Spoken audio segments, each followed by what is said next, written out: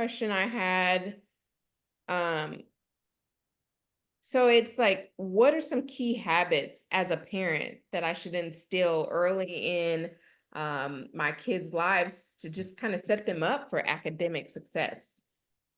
Key habits to get your kids to do well I shouldn't say kids, those are goats, to help your children do well academically. Key Yeah, habits, right? Okay. habit. All right. So off the top of my head, first habit, model. MODEL, model. Uh, the first habit as the tree is to model for the fruit. Um, this is, to me, perhaps the most important habit, and it is probably the habit that very few people pay attention to. There are these trees, and somewhere they're hidden. Actually, they don't actually tell where they are. They're in California. I believe there's a redwood forest, but or maybe that's some book I read some years ago. But there are these trees that they are called Hyperions. They are the largest trees in the world, but they don't generally tell people where they are because they're afraid people will go and try to chop down the tree. And my thought is that parents should strive to be Hyperion trees. You should be the best, strongest tree possible. And hence, this is what I'm saying about modeling for our children. Um, if we want children to succeed, let children see what success looks like. If we want children to pick themselves up when they fall down, be a parent who shows your child that you're not afraid of falling or failing forward. So that's the biggest thing, is to be what it is that you want your child to be. Now you may not want to go back to school, but show a child the importance of continuous learning in your life, and having dialogue and picking up new materials, and not being afraid to try something new. So the first thing I would say would be the model. The second thing I would say is to do an analysis of your time. People always talk about time management from the standpoint of what we do at work, but I also think that it's important to see how much time you actually spend being a parent, because the data indicates that we spend very little time being parents. We can spend time being in our children's present, but that doesn't mean that we're actively engaged in the profession of parent. You're an engineer, and you could sit in a room with engineering tools and never touch the tools. That does not mean you are practicing engineering. You have to actually do something. I would say parents should do an analysis of their time. How much time are they actually spending being engaged with their children? Not sitting in the stands, not watching a game, but actually having conversations, interacting, doing stuff with them. So those are the things I would say immediately for parents. In terms of children, what should children do? Like, one, we should be cognizant of our children's diet, because of so much of what our children eat has such a great effect on how well they perform. As an example, there is a formula for how much water a person should drink each day. We should consume no less than half our body weight in ounces in water. But we would do it if our children were athletes. You would tell your child before a game, as I'm sure you tell Evan, and the coaches say, hydrate. Mm-hmm. Because dehydration occurs at least 24 hours beforehand. So if you see an athlete out on the field with cramps, it is not just because it's hot today. It's because the athlete didn't hydrate properly the night or the days before, or had too much sodium. But the muscle that we most should hydrate is the brain, and we don't do anything for the hydration. So I would say, make sure your child always has water, that they're always drinking water, because the water actually helps to hydrate their brain as much as it does any other muscle in your body. So that's one thing. There are foods that children should be eating, and then they're not found in the center lanes of the grocery store. They are found generally on the outside, the fresh stuff. Lots of berries. Those there are lots of, if you eat meat or fish, I don't eat it, but some people do. You want to have as fresh of those things as possible, because those things typically are best for your brain. None of that stuff in the center of the grocery store, by and large, is good for you. It's processed, but the fresh fruits and juices and vegetables, those kinds of things, are things that enhance the brain. I would say teaching your children this lesson about how to rest the brain and how to warm the brain up. So there are things called brain breaks, which you should take a brain break. And the formula is age plus 3 up to 20. Okay, so Up to 8. 20. Age plus 3. So if you have an 11-year-old, the 11-year-old plus 3 is 14. So your 11-year-old can scientifically can only be deliberate in his focus or intention for 14 minutes. And then they need a brain break. Okay. That means they need to stand up and stretch, jog in place, do some jumping jacks or whatever. They need a brain break. The converse is also true when you start studying. You should warm up your brain. So you can do things called cross laterals as an example, where you take your right arm and cross it against the left side of your body, and you take your left arm across the right side of your body, and it warms up the two hemispheres of the brain, the right and left. Where people typically say one side is my intellectual side, and the other side is my artistic side. Well, I don't know, the science is not conclusive that that's true, but there are two sides to the brain, and you should warm them up. And you can warm them up by doing simple things as crossing your arms, or doing the toe touch with your right hand touching your left toe and left hand touching your right toe, etc. Anything that you do where you cross one part of your body, the right side of your body, with your left hand or whatever, the opposite, is a part of what's called a cross lateral, which warms up the brain. So that's the first I've ever heard of that, warming up your brain by actually doing stretches or, your body, like warming up your body at the same time is kind of stimulating and warming up your brain. Yes. And so, in conjunction with that, when you're thinking about like test prep, a lot of children have test anxiety, but they never get tested for it. So I would encourage families to have your child tested right now to see if your child has test anxiety. Because when test anxiety, if your child has test anxiety, when test anxiety is most likely to show up in your child is when your child is no longer in an environment that spoon feeds them the way schools typically do. So K through 12 will spoon feed you. Hey, here's the test package you need to study. Here's these materials. Well, when you get to college, nobody's doing it. And so now you don't know if you are prepared. And so now you are more anxious than you've ever been. So I would say have a child tested for test anxiety. Now you could do it on your own in some ways. And I can tell you what I did with Naeem when he was at Santa Clara. His first semester, his first quarter, the first 3 or 4 weeks in his first quarter, and I may have said this to you, he sent Nathaniel and I a message on Google. It was Hangout then. I think it's Google Chat now. But anyway, he says, I can't be an engineer.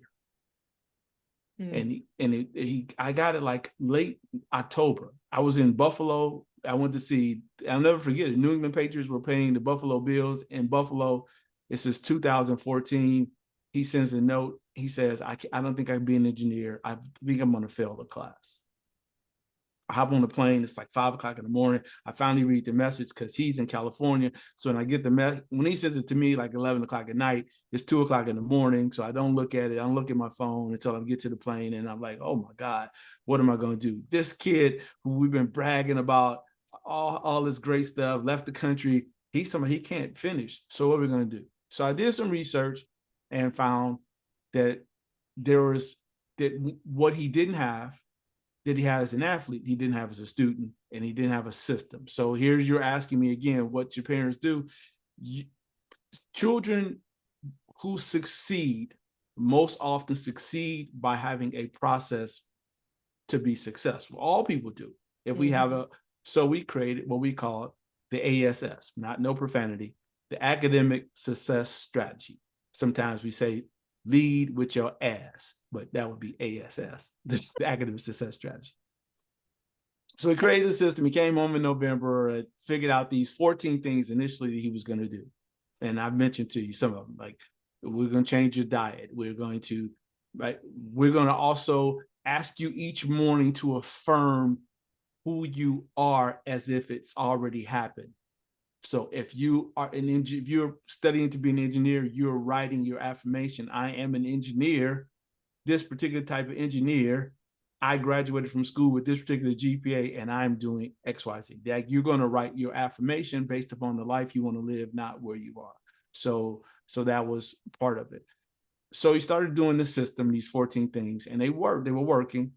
And then he got a test and he wasn't satisfied with the outcome of the test. And so suddenly then it was my fault because he didn't get the outcome he wanted. And I said, man, I think you might have test anxiety because we've done everything that we were supposed to do. I said, so go over to the academic support system and take this test and get tested. He said, no, I'm not doing it. Like, yo, man, I'm not. Like, I'm not going over there and tell people something's wrong with me. I'm not doing that. So I was like, hey, look, you can go over there and get the test, or I can fly in town and make you go get the test. Either way, you're going to take the test. Taking the test. So he goes and takes the test. He is mad at me. He's never been mad at me like that ever, not ever before and not since. He is mad at me. A month goes, Robin, he will not talk to me. So in addition, once he gets the test, they say, guess what? You got test anxiety. So he was like, well, now what? Because they didn't really give me a plan. I said, I got a plan. So I sent him a Fitbit. This was like April of 2015. I sent him a Fitbit. And he's like, well, what did you send me this for? And I said, just wear it. Well, why? I said, just wear it. And so now he's completely had enough of me. So he wears the Fitbit. And he and I are not going to see each other again. We meet in LA. I was asked to speak for this conference at the NCAA, and I wanted him to be there with me because I wanted people to see what's possible, what we should be doing. And I was like, I don't know how this is going to go because I haven't talked to him. And so I get a text from him. He says, I'm on my flight. Okay, fine. And then I get a text. I've landed. And I'm like, okay. And then I get a text, right? What room are you in? And I mean, that's the way I'm interpreting it. Right. And then I hear this knock on the door and I open the door and he just hugs me. Aww. And I was like, he said, hey, I know why you did what you did. This is how the conversation, I know what you do. I said, what? I know why you sent me the Fitbit. I said, why? He said, because you wanted me to start seeing what my heart rate was for when I studied and when I was not studying. And you wanted me to see the difference between my heart rate from when I took my exam and when I studied. And I said, yeah, what did you find out? He said, well, when I took my exam, my heart rate was way up, right? Because I was stressing, because I got anxiety. But when I study, my heart rate is really calm. And he said, and I know what that means. It's like you told me with sports, that practice should be like the game. Actually, practices should be more difficult than the game. The games should be easier than practice. But the truth is, with studying is the very same thing. Studying, the test is the game. And you're not providing the same conditions. So then we have to tweak it about the way you prepare. So that's a long story short about what it means about being tested for test anxiety. But I would say, yeah, that's a big part of it, because you're going to be anxious in ways that you've never been anxious before. You're now doing something you've never done before. You're in an environment you've never been before. You don't know how each professor grades. There's no package of stuff to know if you're on the right path or not. And especially if you pick something, a very challenging degree. Yeah. So I was like, okay. So now today, when we tweak that, because now we know you're anxious, here's what you're going to do. Before the exam, you're going to run a mile. You're going to run a mile. If you don't get to run before, because why are we going to run a mile? Because we want to run all of the anxiety out your system. We want to get all of that stuff, that pregame jitters that athletes have, that your son may have. By the time you play 4 or 5 minutes and game is going on, you're no longer jittery anymore. But what do you do if you're a student? Because you're just stuck in your head. So you run and you get it out through the physical activity. If you can't do it, come into class and just do some push-ups. Like just do push-ups till you can't do any more push-ups. And that'll alleviate some of it. When you go study now, don't study to be a student, study to be the professor. So there's a very difference in how you learn material. If I'm learning the material to pass the test, it's very different from me learning the material to teach other people. So learn the material as if other people are going to be counting on you to teach. And that changed, like that, those additional things we added to the academic success strategy changed the game for me. He never got less than a 3.7. That's awesome. That's good. No. So I don't know if I've answered your question or I talked too much about that, but that's those are some of the things I would say to do. There are 20 things on the list of daily things to do, 7 things to do each week, 3 to 4 things to do each quarter or semester. Okay. So No, I think that's good. I wrote down a few things, but I really like that about the anxiety because, I'm sure a lot of us have it, and we are, of course, not diagnosed of having it, but right. just implementing those simple things will just kind of help, relieve some of that stress. I think that's great. Today though is so much. I always say to people like today is so much easier because like today I have a Samsung watch on.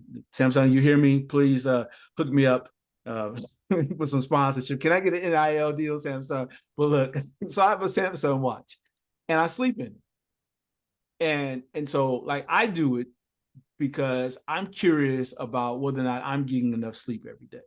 Mm-hmm. Some days my watch will tell me, great, you got a score in the 90s. That's great. It's like a test score. And some Mm-hmm. days it'll say 55. Like the other day it said 55, and it'll say needs attention. You not getting enough sleep. You don't have enough REM sleep. It'll tell me what kinds of sleep am I getting. But imagine being a student. Imagine Yep. being a student.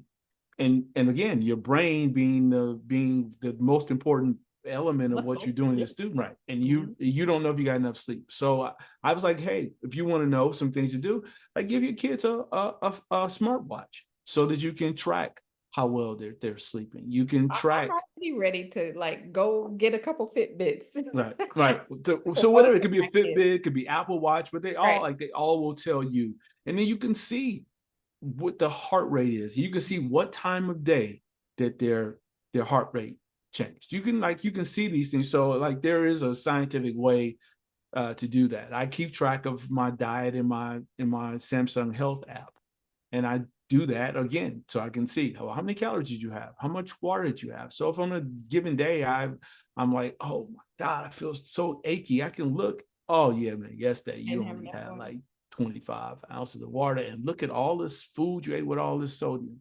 Mm-hmm. So yeah, I think it's easier to be successful than it's ever been, but we Because of make it more technology. difficult. Yeah, we have so many things available to us. We don't always, like, people are not using a smartwatch smartly.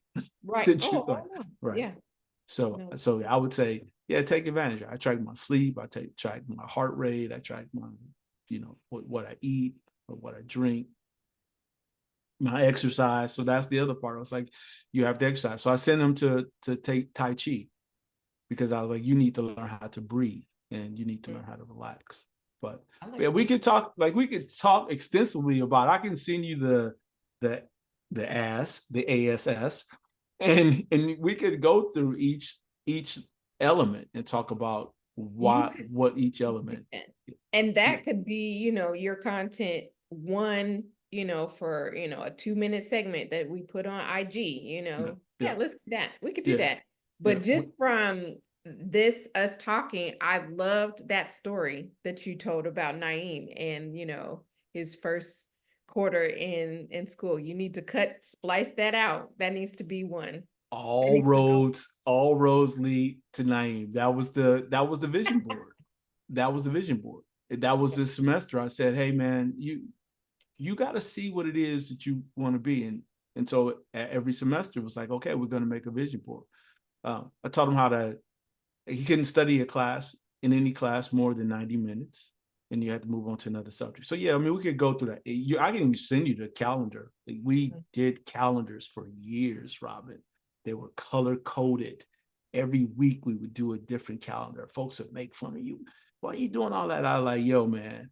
In the But end, that's starting habits. I'm that's sure starting habits. all of that just helps him now, where, a lot of us, even as adults, are playing catch up, trying to, start these habits. So far Yeah. ahead. Oh The yeah. school, the school came to him at one point and asked him what was he doing. Santa Clara came and asked him what was he doing, Mm-hmm. and could he teach it to other people. And Naeem, being the humanitarian and capitalist that he is, he said, well, I'm part of NSBE. I'm the president of NSBE. So I'm going to teach all of the people in NSBE how to do what I do. And guess who had the highest grade point average of all the student organizations? NSBE. That's cool. Yeah. That's good. But he said, but the rest of y'all, y'all gotta pay. Y'all gotta Right. pay for it. Right. Gotta pay for it. So That's yeah, he cool. taught them. He taught them how to do the ASS, the things he was doing every day, shared it with them, and it made his life a lot easier. Because while a lot of people were spending inordinate amounts of time studying for something, he was like, "Listen, I get 90 minutes. It's all I can do on one subject matter. Mm-hmm. Mm-hmm. But I'm going to have these intervals where I break it up Yeah. with these brain breaks." I love Yep. that. That needs to be another one. So you've got at least two, probably more, but the brain break one, I Yeah. like that one too. Breaking that up, age plus 3, up to Age plus 20. 3, up to 20. Yeah. Yep. I had a parent Yeah. whose child was autistic, and she couldn't figure out how to get her son to calm down. And this is the modeling part. I said, so what have you done to teach your child to relax his brain? And she says, what? I said, well, what do you do? What do you do when you're stressed? If you think that this child with autism, it has this hyperactivity, what do you do when you feel hyperactive? And she's like, what do you mean? Do you breathe? And so then that young man just finished high school and is in college. That's good. That's Yeah. good. So, yep. But anyway, I learned those things, all roads lead to and from Naeem. nine. Yes. Yes. That's cool. Otherwise, I am a big dummy. Absent nine in my life, I'm a big dummy. One dummy, dummy, dummy. Two dummy, dummy, dummy. No, this is great. Oh, good. So there we have it. All right, I will figure out what to do with that stuff, Yeah, we need but to cut that out. I like both of those sections. That's good. I'll send you I'll send you the. I think I have a PowerPoint presentation, but I don't know how helpful it would be. But I'm happy. I'll share with you whatever. Or again, we can talk about. Next time we can just go through. Maybe we go backwards and we talk about, well, what are the 3 to 4 things you do? Because we're working back from the beginning of the semester So or what are the beginning of three school. things you do for what? To prepare for So academic? yeah, so the academic success strategy has this. It has semester or year goals, semester or year activities. We'll call them activities. It has weekly activities, and it has daily activities. Okay. We could start with the big picture, break it up to the things you do each week, because there's a scoring system, and then there's the things you do each day. Okay. Yeah. So what are the 3 things you do for your academic success strategy? Mm-hmm. Yep. What are the So 3? that's what we'll talk about, and you're gonna break it up, Mm-hmm. week or No, month, quarter, yeah. So I'm gonna break it up into the semester, well, semester. grading period, whatever it is. If we're talking about your kids your age, your children who are your children's age, Mm-hmm. that it may be okay just to do a school year, because they're Okay. not really like, if you're a college student, I don't know, you might have more variety in what you're doing. But let's just say, for simple purposes, we're going to do one for the year. Mm-hmm. Then, so there's 3 or 4 things we strategize for the year, Mm-hmm. and then in order to make that year objective a reality, there are things we do each month. Mm-hmm. I'm sorry, each week, and then there are things we do each month, each day. I'm sorry, Month, year, week, and week, so okay. year, week, day. Right, daily activities, weekly activities, uh, yearly activity, or yearly activities. And the week and day activities grow out of what it is, the objective that we set for the year. Okay. Yeah. All right. Next So, time, 2 weeks. all Let me see right. what that date is.